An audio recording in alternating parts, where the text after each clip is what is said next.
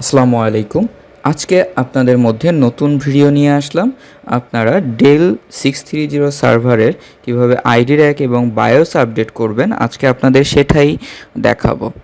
তো আমরা চলে যাচ্ছি। দেখুন আমি আমার সার্চ বারে আমি আমার সার্ভারের ডিফল্ট আইপি দিয়ে সার্চ করলাম। সার্চ করে দেখেন আমি সার্ভারের আইডির্যাক পোর্ট থেকে যে আমার ল্যাপটপের ল্যান পোর্টে আমি একটা ইথার কেবল দিয়ে RJ45 কেবল দিয়ে আমি কানেক্ট করেছি। আমি সেটা দিয়ে লগ ইন করলাম। আমি ইউজার নেম পাসওয়ার্ড আমি সার্ভারের ডিফল্ট পাসওয়ার্ড সেটা বসায় দিলাম। আশা করি এটা আপনারা পারবেন খুব ইজিলি আইডির্যাক পোর্ট থেকে ল্যাপটপের ইথার পোর্টে RJ45 কেবল দিয়ে কানেকশন করার। দেখেন আমি লগ ইন করার পরে আমি আমার সার্ভারের মেইন ইন্টারফেসে চলে আসছি। System power edge R630। আমি এখন আপনাদের হচ্ছে আমি আমার সামনেরগুলো দেখাচ্ছি। বেসিক্যালি আপনারা দেখতে পাচ্ছেন সার্ভারের ফ্রন্ট প্যানেলে কি থাকে। আপনি এখানে দেখতে পাচ্ছেন আমার পাওয়ার স্ট্যাটাস হচ্ছে অন, আমার সার্ভারের মডেল, আমার বায়োস ভার্সন কত আছে দেখেন। এই বায়োস ভার্সনটাই বেসিক্যালি আজকে আপনাদের দেখাবো আপনারা কিভাবে সার্ভারের ভিতরে আইডির্যাক কানেক্ট করে আপনি সার্ভারের বায়োস চেঞ্জ করেন, বায়োস আপডেট করেন। আপনি দেখতে পাচ্ছেন আমি ঢুকলাম। এই হার্ডওয়্যারের ভিতরে ঢুকে আপনি আপনার হার্ডওয়্যারের মেইন যে ডিভাইসগুলো আছে, যে ইকুইপমেন্টগুলো আছে আপনার ক্লিয়ারলি চলছে কি না সব স্মুথলি দেখানোর জন্যই সার্ভার এই ফন্ট থেকে হার্ডওয়্যার এখানে আপনার প্রবলেম থাকলে এখানে সবগুলো এই গ্রিন সিগন্যাল, গ্রিন রাইট সিগন্যালের জায়গায় আপনার হচ্ছে রেড চিহ্ন অথবা ক্রস চিহ্ন দেখাতো। আপনি দেখতে পাচ্ছেন আমি সার্ভারের ভিতরে ঢুকছি, লগের ভিতরে ঢুকলাম। এটা হচ্ছে এই লগ।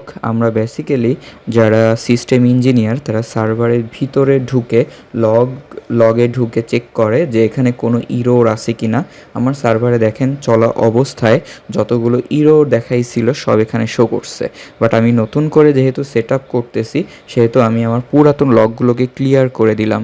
আপনারা দেখতে পাচ্ছেন ক্লিয়ার লগে ক্লিয়ার করে দিলে আপনার অটোমেটিক্যালি আপনার লগটা ক্লিয়ার হয়ে যাচ্ছে। এরকম আমাদের চ্যানেলে নতুন নতুন ভিডিও পেতে অবশ্যই সাবস্ক্রাইব করবেন, সাবস্ক্রাইব করতে ভুলবেন না। আমি আপনার এখন দেখাবো আপনি কিভাবে আপনি সার্ভারের ওএস বায়োস আপনি আপডেট করবেন। আপনি দেখতে পাচ্ছেন আমি সার্ভার অলরেডি ফাইল অপশনে চলে গিয়ে আমি আমার ডাউনলোড করা ফাইলটা আমি হচ্ছে চুজ ফাইলে আপনি সার্ভারের রোল ব্যাকে গিয়ে চুজ ফাইলে আমি আমার ফাইলটা আমি বসাই দিলাম। এখন হচ্ছে আপলোড। আপনি দেখছেন আমার আপলোডিং হচ্ছে, আমার সময় নিচ্ছে, দেখেন পার্সেন্টেজ হচ্ছে। আপনি এভাবে আমি আবারও বলতেছি সার্ভারে আপনি মেইন অপশনে যাবেন। মেইন অপশনে গিয়ে আপনি সার্ভারের রোল ব্যাক অপশনে ক্লিক করবেন। রোল ব্যাক অপশনে ক্লিক করে আপনার এই ফার্মওয়্যার অপশনটা আসবে। এখানে এসে চুজ ফাইলে আপনি আপনার ফাইলটা বসাই দিবেন। আপনি এখন দেখেন প্যাকেজ সাকসেসফুল ডাউনলোডেড, আমি প্যাকেজ সাকসেসফুল হয়ে গেছে। এখন আমি এখানে ইনস্টল অ্যান্ড রিবুট আমি এটাই ক্লিক করতেছি। ক্লিক করার পরে এখন আমাকে এখানে কিছু সময় নিবে ও পুরোপুরি রেডি হয়ে আসতে।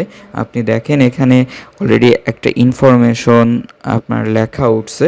আমি হচ্ছে ওকে চাপ দিচ্ছি। ওকে চাপ দিয়ে আমি একটু ওয়েট করব।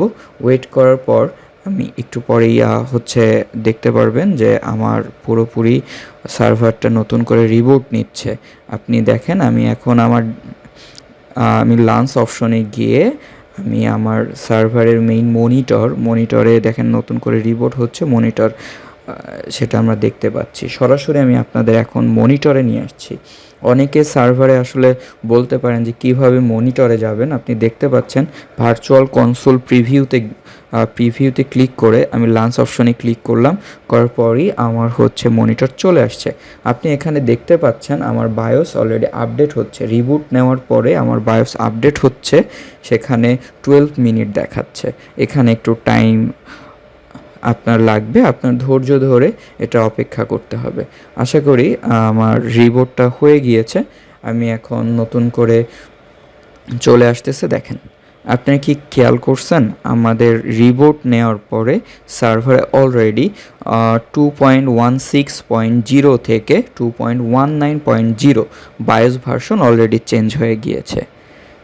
আপনাদের আমি যেটা দেখাতে চেয়েছিলাম যে আমাদের বায়োস ভার্সনটা কিভাবে আপনি আপগ্রেড করবেন, আশা করি আপনাদের সেটা সলিউশন হয়ে গিয়েছে এবং আপনারা ভবিষ্যতে এটা করতে পারবেন।